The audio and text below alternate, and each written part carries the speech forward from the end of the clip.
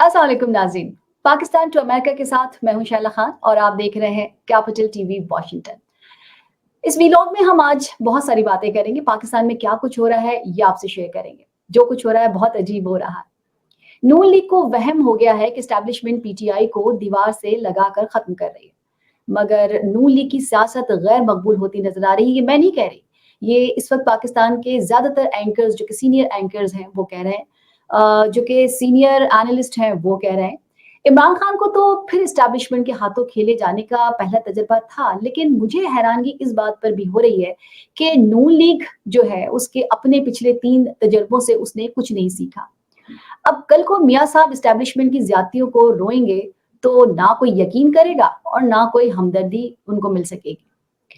कल नून लीग के साथ जो कुछ किया गया था, आज पीटीआई के साथ उससे 100 गुना ज्यादा हो रहा है। और अगर आज पीटीआई के साथ जो कुछ किया जा रहा है तो फिर जाहिर है ये एक साइकिल है और कल ये नून लीग के साथ इससे 1000 गुना ज्यादा होगा और ये इसी तरह से चलता रहेगा, क्योंकि पाकिस्तान की सियासत कुछ इसी तरह की है। सियासी जमातों की आपस की रंजिश, नफरत और बुक्स का फायदा हमेशा एस्टैब्लिशमेंट को होता है, कभी भी अवाम को नहीं होता, कभी भी सियासतदानों को या सियासी पार्टियों को नहीं होता है। नून लीग का तहरीक इंसाफ के इंतखाबी निशान बल्ले की बहाली के जो पेशावर हाई कोर्ट के जज के फैसले के खिलाफ उनका ये जो चीखना चिल्लाना आपको नजर आ रहा है, मुख्तलिफ प्रेस कॉन्फ्रेंसेज नजर आ रही हैं, ये जमहूरियत और आजादाना और मुनसिफाना जो इंतखाबात है ना, उनके तमाम उसूलों के खिलाफ है। क्या नून लीग जनरल जिया की तरह एक नॉन पार्टी और जाली रेफरेंडम जैसे चुनाव चाहती है? मुझे लगता है कि कुछ इसके करीब करीब है, लेकिन शायद इसको समझाने वाले, ये नून लीग को समझाने वाले अभी भी मौजूद हैं जो उनको समझाएंगे कि अपनी सियासत को बिल्कुल दफन ना करें। शहबाज शरीफ और पीएमएलएन, उनका कहना यह है कि इलेक्शन कमीशन ने पीटीआई के इंट्रा पार्टी इलेक्शन में बेजाब्तगियों और जो धांधलियां हैं उसके खिलाफ एक हकीकत पर मबनी फैसला दिया था। और अब पेशावर जो हाई कोर्ट है उसका ये फैसला आया और ये इलेक्शन कमीशन के इख्तियार पर हमले के मुतरादिफ है। उनका कहना यह भी है कि 2018 के इलेक्शन में आरटीएस ने उन पार्टीज का मैंडेट छीना था जिस पर पाकिस्तान मुस्लिम लीग नून शामिल है। पंजाब में इनकी अक्सरियत थी और ये समझते हैं कि यानी पीएमएलएन जो है वो समझती है कि जब पेशावर हाई कोर्ट एक सूबे खैबर पख्तूनख्वा की हाई कोर्ट है तो वो किस तरीके से पाकिस्तान भर के मामले का फैसला दे सकती है। मैं अब मतलब पता नहीं मुझे कि शहबाज शरीफ साहब ने किसी से बात की है या नहीं की है, किसी से राय ली है या नहीं ली। एक हाई कोर्ट जिसका आइन लामहदूद इख्तियारात देता है उसको, वो पूरे मुल्क का फैसला नहीं कर सकती, मगर इलेक्शन कमीशन एक ट्रिब्यूनल होते हुए भी पूरे मुल्क का फैसला कर सकता है। ये मुमकिन है। अब मैं आपको अगर हिस्ट्री में याद दिलाऊं आपको, शहबाज शरीफ साहब को या नून लीग को, कि जब 50 रुपए की स्टैंप पेपर पर जो नवाज शरीफ साहब थे उनको लाहौर हाई कोर्ट के ऑर्डर पर मुल्क से बाहर जाने की इजाजत मिली थी, तब ये आवाजें कहाँ थी। वैसे भी नून लीग जो है इस वक्त बड़ी मुश्किल में फंसी हुई है। अब नून लीग चाहती है कि तहरीक इंसाफ पर पाबंदी लगा दी जाए, जिसका आजार इस पार्टी से वाबस्ता जो कॉलम निगार हैं वो भी कर रहे हैं, जो व्लॉगर्स हैं वो भी कर रहे हैं, जो एंकर्स हैं वो भी कर रहे हैं। रोज आपको टीवी पर नजर आएगा कि जी तहरीक इंसाफ पर पाबंदी लगाना चाहिए। और ये जो है वो जो व्लॉगर्स या एंकर्स जो कॉलम निगार है वो बिलवास्ता ये बातें कर रहे हैं। पीटीआई के खिलाफ रियासत दुश्मन जमात होने का एक बयानिया बनाने की कोशिश की जा रही है। अब ये कोशिश कारगर साबित होगी, ये बयानिया बन सकेगा और ये इलेक्शन तक टिक सकेगा 8 फरवरी तक, ये नहीं टिक सकेगा, ये तो आने वाला वक्त ही बताएगा। बहरहाल नून लीग का प्रोपेगेंडा करने वाले पीटीआई को सिक्योरिटी रिस्क करार भी दे रहे हैं। वो कहते हैं कि वैसे मैं इतनी अंदाजा कर दूं कि अपने मुखालफिन को सिक्योरिटी रिस्क करार देना मुस्लिम लीगियों का एक पुराना तरीका, ये कोई नया तरीका नहीं। पहले भी आपको याद होगा कि नवाज शरीफ साहब ने बेनजीर भुट्टो के खिलाफ भी प्रोपेगेंडा किया था और उन्हें एक सिक्योरिटी रिस्क करार दिया था। और अब नून लीग का प्रोपेगेंडा करने वाली पीटीआई को सिक्योरिटी रिस्क जो है वो करार दे रहे हैं। अगर मुझे जो अंदाजा है वो यही है कि क्योंकि अब उन्हें नजर आ रहा है कि इतनी ज्यादा पॉपुलैरिटी नहीं है, इलेक्शन तक जाना मुश्किल हो रहा है, लेकिन बार बार फिर वो मरीम नवाज ये भी कहती हैं कि जी हमारी पॉपुलैरिटी भी बहुत ज्यादा है, मुख्तलिफ सर्वे भी वो दिखाती हैं। नून लीग के जो एंकर्स हैं जो टीवी प्रोग्रामों में बैठते हैं, जो बताते हैं, जो बात करते हैं, वो ये कहते हैं कि जी जो नवाज शरीफ है उनकी बहुत ज्यादा मकबूलियत है। लेकिन अगर लाहौर और उनका नून लीग का जो गढ़ है वो जो है वो लाहौर है। लेकिन मेरा सवाल ये भी है ना कि अगर लाहौर नून लीग का गढ़ है तो शरीफ खानदान के लोगों ने दूसरे शहरों से कागजात क्यों जमा करवाए? मेरी समझ में ये भी नहीं आया। अब इसमें कोई शक नहीं कि जो मुस्लिम लीग नून है, जो अपने तय इलेक्शन जीत कर बैठी है, उसे लगता है कि जी वो जीत चुकी है इलेक्शन, तो दर हकीकत वो इस वक़्त बुरी तरह फँसी हुई है। अब उसका मसला क्या है? उन्हें इस वक़्त की जो किंग पार्टी है, जो आईपीपी है, उसके साथ इंतखाबी इत्तेहाद करने पर दबाव बढ़ता चला जा रहा है। और आईपीपी ने नून लीग से जितनी कौमी असेंबली और सूबाई असेंबलियों की नशिस्तों का मुतालबा किया है, सो मुस्लिम लीग के ज़राए के मुताबिक एक बिल्कुल ही नई पार्टी की तरफ से ये मुतालबा अपने जैसे तो बहुत ज़्यादा है। मतलब उनको लगता है कि एक नई पार्टी है और उसके बाद वो ये कहते हैं कि इतनी ज़्यादा, तो वो इस मुश्किल में फँसे हुए हैं कि इतनी ज़्यादा डिमांड तो हो गई है। लेकिन अब वो इसको पूरा किस तरह से करेंगे? इसके अलावा बाप पार्टी का रवैया भी कुछ बदला-बदला सा लग रहा है, क्योंकि बलूचिस्तान में बाप के जो इलेक्टेबल्स थे, उन्होंने मुस्लिम लीग के बाद अब पीपल्स पार्टी का रुख जो है वो कर लिया है। अब दूसरी तरफ नवाज शरीफ के जो मोहसिन है, मौलाना फजलुर रहमान, उनकी जो जमात है, वो भी उनसे पंजाब में सीट एडजस्टमेंट चाहती है। तो अभी किस तरह से पॉसिबल होगा? इस वक़्त पीटीआई के साथ जो कुछ हो रहा है, इससे लगता है, मतलब वो लग रहा है कि लोग जो है मुतनफ़्फ़े भी हो गए हैं। बज़ाहिर पीटीआई जो है वो दीवार से लगती भी नज़र आ रही है। लेकिन जिस तरह से इनसे कागज़ात नामज़दगी छीने गए, इनके वर्कर्स को ज़ोदोकोब किया गया, इन्हें आरओ ऑफ़िस तक पहुँचने की जो खबरें जो थी कि नहीं पहुँचने दिया गया, वो भी लोगों तक पहुँची है। सो ये इंतखाबी अमल जो है उसको मशकूक बनाने की कोशिश नज़र आती है, और इस सारे अमल का जो मलबा है ना, वो नून लीग पर गिर रहा है। अब शायद नून लीग को बहुत जल्द ये समझ आ जाए कि जो कुछ भी करवा रहा है या जो भी कुछ किया जा रहा है, उसका सारा मलबा नून लीग पर होगा। और नून लीग जब इलेक्शन में जाएगी तो वो ना सिर्फ 16 माह की हुकूमत, जो कि शहबाज शरीफ जिसमें मौजूद थे और जो नून लीग की हुकूमत भी थी, कोalition थी, उसका मलबा भी उसी पे गिर रहा है। वो भी एक तरह से अपना वो खराब दौर लेकर जाएगी, महंगाई लेके जाएगी, बल्कि वो इस वक़्त जो कुछ हो रहा है पीटीआई के साथ, उसका मलबा भी साथ लेकर जाएगी।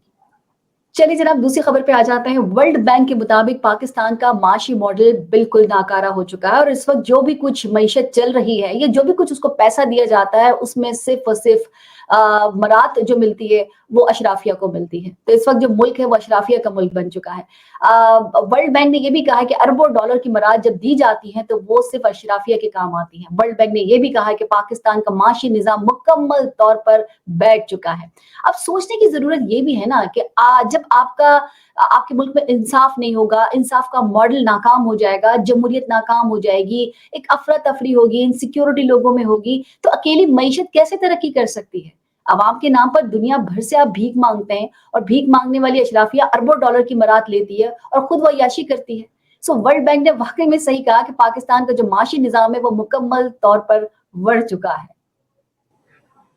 बात करते हैं बलोच कबाइल की, और बात करते हैं इस्लामाबाद में मौजूद बलोचियों की, जो कि इस वक्त वहां पर धरना दिए हुए हैं।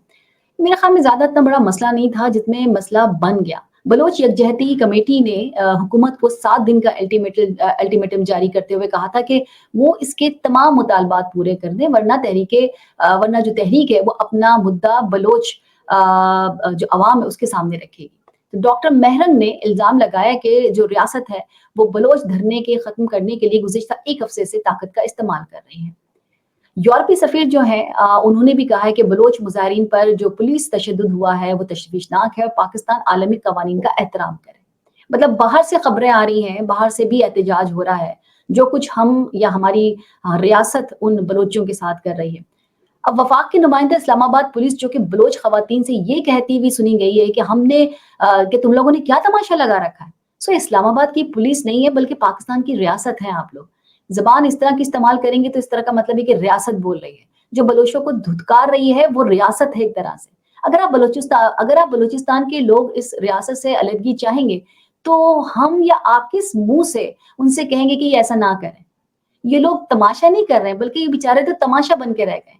इतने सालों से कोई हिसाब नहीं है, कितने जुल्म हुए हैं बलूचिस्तान वालों पर, कितने लोग बेमौत मारे गए हैं, कितने बेगुनाहों को जेल में रखा गया है, और अब तक लापता है। शर्म आती है।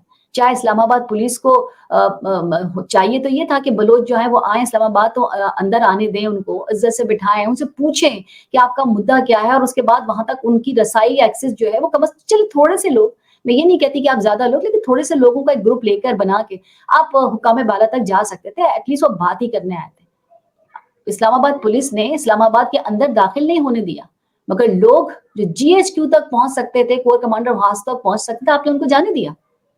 ایسے بہت سارے سوالات ہیں کہ اگر ہم کرنے بیٹھیں تو ہمارا پروگرام چھوٹا پڑ جائے گا۔ بہرحال اگر میں بات کروں کہ اتنا بڑا مسئلہ بنا کیسے، تو پاکستان میں جو لاقانونیت ہے، یا پھر بلوچستان میں جس طرح کی لاقانونیت ہے، ماورائے عدالت قتل ہے، خواتین اور بچوں پہ تشدد ہے، اور عورتوں اور بچوں کی غیر قانونی حراست کے بڑھتے ہوئے جو واقعات ہیں، وہ امن و امان کی بگڑتی ہوئی صورتحال کی ایک عکاسی کرتے ہیں۔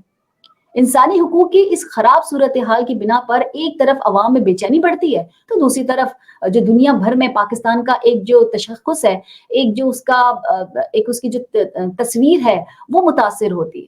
بلوچستان کی ساحلی علاقے مکران کا شہر تربت، ہوا یہ تھا کہ اس میں 3 افراد، بالاچ مولا بخش جو تھا اور 3 دیگر افراد جو تھے وہ گرفتار کیے گئے تھے، اور ان گرفتار کی لاشیں برآمد ہوئی تھی۔ اب آپ سوچئے کہ کسی کو گرفتار کر کے لے کے گئے اور اس کے بعد ان کی لاشیں برآمد ہوتی ہیں، تو بالاچ بلوچ کے لواحقین نے اپنے بیٹے کی لاش دفنانے کی بجائے تربت کے جو شہید فدا چوک ہے اس پر رکھ کر دھرنا دیا تھا۔ 23 نومبر کی بات میں آپ کو بتا رہی ہوں کہ 23 نومبر کو علاقے کے دیگر لوگ جو تھے وہ دھرنے میں شامل ہونے لگے تھے، اور اس دھرنے کی شرکا کا مطالبہ صرف اتنا سا تھا کہ بالاچ بلوچ اور دیگر جو 2 افراد جو قتل ہوئے تھے وہ عدالتی تحقیقات کرائی جائیں۔ مگر اتنا بڑا مطالبہ نہیں تھا، مگر ہوا کیا، انتظامیہ نے اس مطالبے پر کوئی تکان نہیں دھرے۔ ضلعی و صوبائی انتظامیہ نے اس صورتحال سے نمٹنے کی کوشش بھی نہیں کی۔ انتظامی افسروں نے نظر انداز کیا اس معاملے کو، آپ یوں کہیں کہ اس کو سیاسی رنگ دینے کی کوشش کی۔ دھرنے کے شرکا نے جو تھے وہ مختلف جگہوں سے لوگوں اس میں آنا شروع ہوئے تھے، اور نماز جنازہ میں شریک ہونے لگے تھے۔ مطلب یہ کہ ایک بڑا کراؤڈ بن گیا تھا، اور اس کے بعد یہ ہوا کہ تدفین کا فیصلہ کیا گیا۔ مطلب ہر جگہ سے لوگ آئے تھے اس تدفین میں۔ اب آپ یوں کہہ لیجئے کہ ہر طبقے سے، ہر شعبہ ہے زندگی سے شامل ہونے لگے لوگ، تو کتنا بڑا ایک مارچ آپ کر سکتے ہیں آرام سے۔ ان نوجوانوں نے ہوا یہ کہ جو کارکن تھے وہ بھی تھے اور جو شرکا تھے وہ بھی تھے، ان نوجوانوں نے نماز جنازہ میں تمام مذاہب اور فرقوں کے لوگوں نے شرکت کی، اور لاشوں کی تدفین کے بعد دھرنا پھر شروع ہوا۔ اب یہ دھرنا جو تھا وہ لانگ مارچ میں تبدیل ہو گیا تھا۔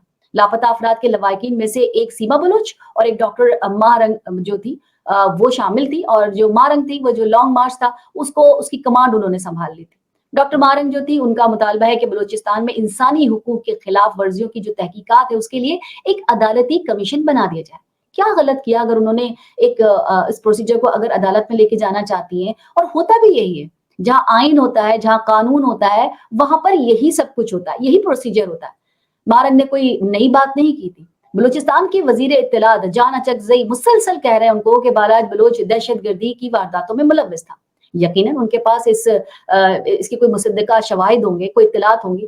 ضروری یہ ہے کہ یہ شواہد فوری طور پر عدالتی کمیشن بنا کر اس کے سامنے پیش کر دیے جائیں۔ جس طرح کہ 9 مئی کے واقعے کی بار بار سب لوگ کہہ رہے ہیں کہ اس کی آپ اگر انویسٹیگیشن کرانا چاہیں تو آپ کرائیے اور اس کو اوپن ٹرائل کیجئے، لیکن جناب یہ اوپن ٹرائل ہو کے نہیں دے رہا۔ ایک اور چیز جو آپ سامنے آئی ہے وہ یہ کہ یہ عدالتی کارروائی، عدالتی کمیشن اگر بنا دیا جائے بلوچیوں کے لیے تو کیا برا ہے، عدالت میں جا کے دودھ کا دودھ اور پانی کا پانی ہو جانا ہے۔ اچھا جی، اب آپ کو بتاتے ہیں کہ جمعہ ہمیشہ سے نون لیگ پہ بھاری رہا ہے، اور پاکستان میں بڑے بڑے فیصلے جمعے کے دن ہی ہوتے ہیں۔ ڈپٹی کمشنر اسلام آباد کے پاس 3 MPO جاری کرنے کا اختیار نہیں۔ یہ اسلام آباد ہائی کورٹ کے جسٹس بابر ستار کا ایک بڑا فیصلہ تھا جو کہ جمعے کے دن ہوا۔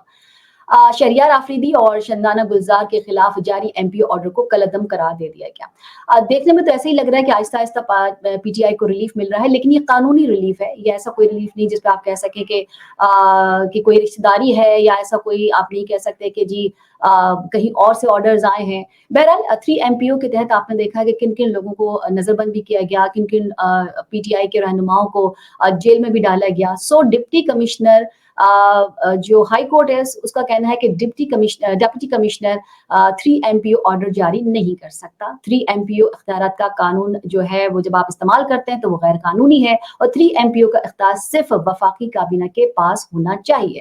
شہریار آفریدی شندانہ گلزار کے ڈپٹی کمشنر نے جو 3 MPO آرڈرز جاری کیے تھے وہ غیر قانونی ثابت ہوئے ہیں، یعنی کہ غیر قانونی قرار دے دیے گئے۔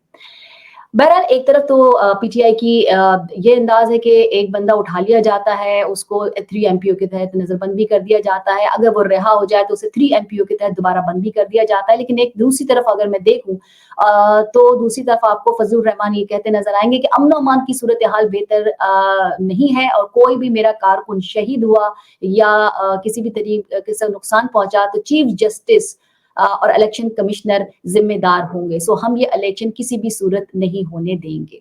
तो एक तरफ तो ये सिचुएशन है। दूसरी तरफ अगर मैं देखूँ तो जो मौलाना साहब हैं उनकी ये फरमाइश, उनका ये कहना या उनका ये धमकी देना कुछ जायज़ भी बनता है क्योंकि उनको नज़र आ रहा है कि आहिस्ता-आहिस्ता पीटीआई को रिलीफ मिल रहा है। पीटीआई की जो कारकुन हैं खदीजा शाह ज़मानत पर रिहा हो गई हैं। जब यकीन हो गया मुझे तो ऐसा लगता है कि जब यकीन हो गया कि खदीजा जो है वो इंतखाबात में हिस्सा नहीं लेंगी और मरियम के मुकाबले में नहीं आ रही हैं तो मुझे लगता है कि उनको रिहाई के ऑर्डर उनको जारी कर दिए गए। लेकिन बहरहाल देर आयत दुरुस्त आयत, वो अपनी बच्ची से मिली है और अपनी फैमिली के साथ हैं। तहरीक इंसाफ के उम्मीदवारों से इलेक्शन के कागजात नामजदगी छीने गए। आपने देखे पिछले पूरे हफ्ते में जिस तरीके से उनके कागजात छीने गए, उन्हें कागजात जमा नहीं कराने दिए गए।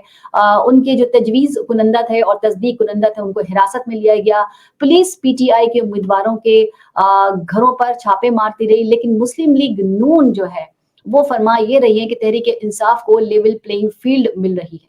मुझे नहीं समझ आता कि जिस तरह का ये सलूक हो रहा है उसके बाद अगर कोई भी जी शऊर इंसान देखते हुए ये कहे कि पीटीआई को लेवल प्लेइंग फील्ड मिल रही है, अगर यही सलूक मुस्लिम लीग नून के उम्मीदवारों के साथ होता तब भी उनका यही मौक़िफ़ होता क्या? आपको और मज़ीद जिस-जिस तरीके से खबरें आती जाएँगी वो भी बताते रहेंगे और जिस-जिस तरीके से या थोड़े-थोड़े दिनों के बाद पीटीआई को रिलीफ मिलता रहेगा वैसे-वैसे नून लीग की जो प्रेस कॉन्फ्रेंसेस हैं उसमें इज़ाफ़ा होता आपको नज़र आएगा।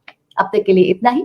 सोशल मीडिया प्लेटफ़ॉर्म पर कैपिटल टीवी वॉशिंगटन के फेसबुक पेज को लाइक कीजिएगा, यूट्यूब चैनल को सब्सक्राइब कीजिएगा, कैपिटल टीवी वॉशिंगटन की एप्लीकेशन को ज़रूर इंस्टॉल कीजिएगा ताकि दुनिया में आप कहीं भी हो हमारे प्रोग्राम्स को जो कि लाइव प्रोग्राम्स होते हैं उन शोज़ को देख सकें।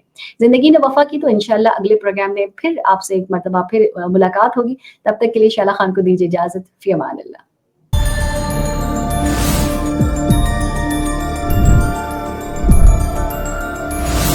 You are watching Capital TV Washington, the best South Asian TV channel in North America.